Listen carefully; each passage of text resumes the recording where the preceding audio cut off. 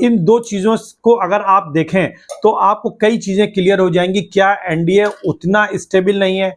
क्या एनडीए में जिस तरीके की एका होनी चाहिए पॉलिसीज के ऊपर वो नहीं है?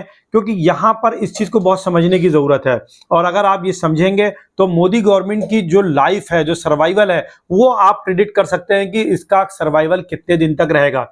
जैसा कि जब सब क्लासिफिकेशन पर सुप्रीम कोर्ट का एक निर्णय आया तो उस निर्णय के बाद चंद्रबाबू नायडू, जो कि सरकार के बहुत बड़ा उनके लिए सपोर्ट है, जिनके सपोर्ट पर यह सरकार एनडीए की है, उन्होंने उसका स्वागत एक तरीके से किया है। क्योंकि वो जब इससे पूर्व सत्ता में थे, स्टेट गवर्नमेंट में थे, तो उन्होंने इस तरह की कमिटीज बनाई थी और उन्होंने ये बात कही थी कि सब क्लासिफिकेशन होना चाहिए एसटी एससी के रिजर्वेशन में, और जिन लोगों को रिजर्वेशन का फायदा नहीं मिला है उनको ये रिजर्वेशन का फायदा मिलना चाहिए। तो एक बात ये बड़ी इंपॉर्टेंट है।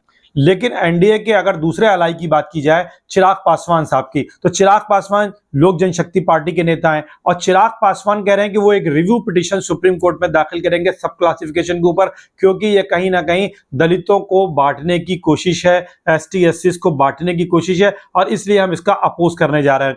अब ये बड़ा कंट्राडिक्टरी है। एक तरफ साउथ इंडियन पार्टीज हैं जो चाहती है कि क्लासिफिकेशन और सब क्लासिफिकेशन हो, और अगर सरकार इस फैसले के साथ रहती है तो डेफिनेटली साउथ में बीजेपी का जो इन्फ्लुएंस है वो बढ़ सकता है, सपोर्ट बेस बढ़ सकता है। लेकिन जो नॉर्थ इंडियन पार्टीज हैं वो ये चाहती हैं कि इसको फिर से रिव्यू किया जाए, और अगर सुप्रीम कोर्ट में वो रिव्यू फिर से कैंसिल हो जाती है और रिजेक्ट हो जाता है तो फिर एक बिल आना चाहिए पार्लियामेंट में जो इसको बैन कर दे। अब यहां पर सरकार कहीं ना कहीं फंस गई है और इसकी स्टेबिलिटी पर एक असर आएगा। दूसरा इशू आया वक्फ बोर्ड का। आपको वक्फ बोर्ड से जुड़ा हुआ जो बिल आया है उसमें जो कमियां हैं, जो खूबियां हैं, उस पर तमाम डिस्कशंस हो रहे हैं। कुछ लोग पूरी तरीके से सपोर्ट में हैं, कुछ लोग पूरी तरीके से अपोज में हैं। हालांकि पूरी तरीके से बिल को नेग्लेक्ट भी नहीं किया जा सकता है, क्योंकि वक्फ बोर्ड में बहुत सारी करप्शंस भी हैं, बहुत सारी इरेगुलरिटीज भी हैं, और उस इरेगुलरिटीज में मुस्लिम कम्युनिटी भी इन्वॉल्व है। इस चीज को आप इंकार नहीं कर सकते हैं, क्योंकि जो मुस्लिम समाज में रहता है उसे मालूम है कि वक्फ की प्रॉपर्टी के साथ किस तरीके से मुतवल्ली और तमाम लोग जो है हेर फेर करते हैं, और मुसलमान ही एक बड़ा टूल बनते हैं इस तरीके की प्रॉपर्टी को डिस्प्यूटेड बनाने में। इससे आप इंकार नहीं कर सकते हैं। अगर उसका सेफगार्ड लाया जाए तो डेफिनेटली उसका सोसाइटी जो है, मुस्लिम समाज जो है, वेलकम करेगा, और वेलकम करना भी चाहिए, क्योंकि वक्फ अल्लाह के लिए होता है।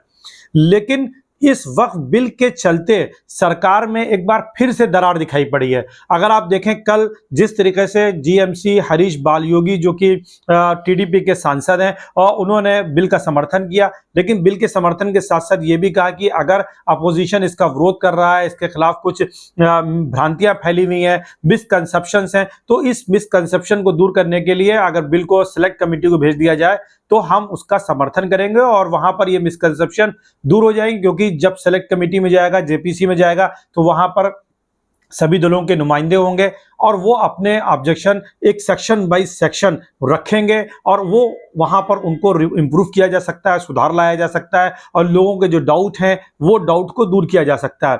अब यहां पर जनता दल यूनाइटेड को देखें तो जो सरकार का हिस्सा है लल्लन जी, वो तो समर्थन कर रहे हैं, लल्लन सिंह जी। लेकिन अगर जेडीयू के मुस्लिम लीडर की बात की जाए, गौस मोहम्मद करके लीडर हैं, एमएलसी हैं, वो विरोध कर रहे हैं। तमाम और जो मुस्लिम लीडर हैं वो विरोध कर रहे हैं। मुख्यमंत्री से अप्रोच करने की बात की जा रही है कि हम मुख्यमंत्री से इस तरीके की बात करेंगे। बिहार में चुनाव भी होने जा रहे हैं। तो कुल मिलाकर के जो सिचुएशन सरकार के लिए बन रही है, और फिर जिस तरीके से चिराग पासवान ने कहीं ना कहीं वक्फ बोर्ड पर भी अपना एक स्टैंड लिया है, तो कुल मिलाकर के सरकार के लिए एक कैच 22 सिचुएशन बनती जा रही है कि वो किस तरीके से इन मैटर को सॉर्ट आउट करेगी। हालांकि अब जेपीसी में जाने के बाद इसके लिए एक टाइम बाउंडिंग इन्वेस्टिगेशन हो सकता है, इस पर जांच हो सकती है, लेकिन अभी एक लंबा टाइम लगेगा।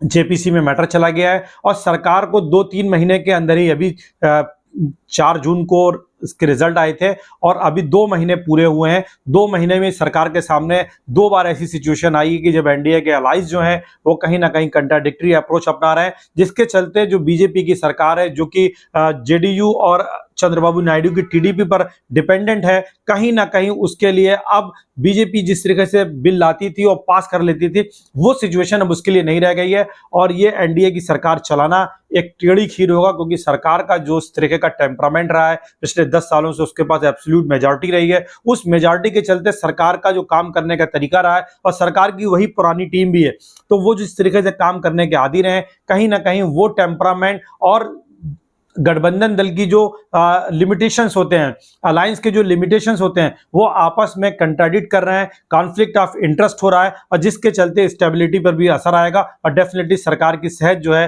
खराब हो सकती है। और कहीं ना कहीं चंद्रबाबू नायडू ने अपना इंडिया अलायंस के साथ एक इंक्लिनेशन भी दिखाया है, सरकार को एक मैसेज भी दिया है कि वक्त पड़ने पर वो इंडिया अलायंस के साथ खड़े हो सकते हैं। तो ये सारे डेवलपमेंट है जिस पर मुझे लगा कि अपने विचार मुझे रखना चाहिए। आप कमेंट जरूर करें, शेयर जरूर करें, चैनल को सब्सक्राइब जरूर करें और हमारा जो ऑब्जेक्टिव है डेमोक्रेटिक वैल्यूज को और कॉन्स्टिट्यूशनल वैल्यूज को मुस्लिम समाज तक लेकर के पहुंचाना है, ताकि मुस्लिम समाज भी जो है डेमोक्रेटिक तरीके से अपने जो इंटरेस्ट हैं उनको सेफगार्ड कर सके और ये बता सके कि किस तरीके से हम अपने इंटरेस्ट को सेव कर सकते हैं। उसके लिए जब तक आप democratic values, democratic process, election के प्रोसेस को पूरी तरीके से नहीं समझेंगे, जब तक आप अपने को एम्पावर नहीं कर सकते हैं। उसके लिए सबसे बड़ा तरीका यही है कि आपके पास कानून की समझ हो, आपके पास लोकतंत्र की समझ हो, आपके पास संविधान की समझ हो और जो लोग भी समाज के क्षेत्र में काम कर रहे हैं, चाहे वो सोशल वर्कर के तौर पर है, चाहे राजनीतिक के क्षेत्र में है, उनको ये चाहिए। और अगर कोई उलेमा भी इस लाइन में है जो राजनीति के क्षेत्र में है,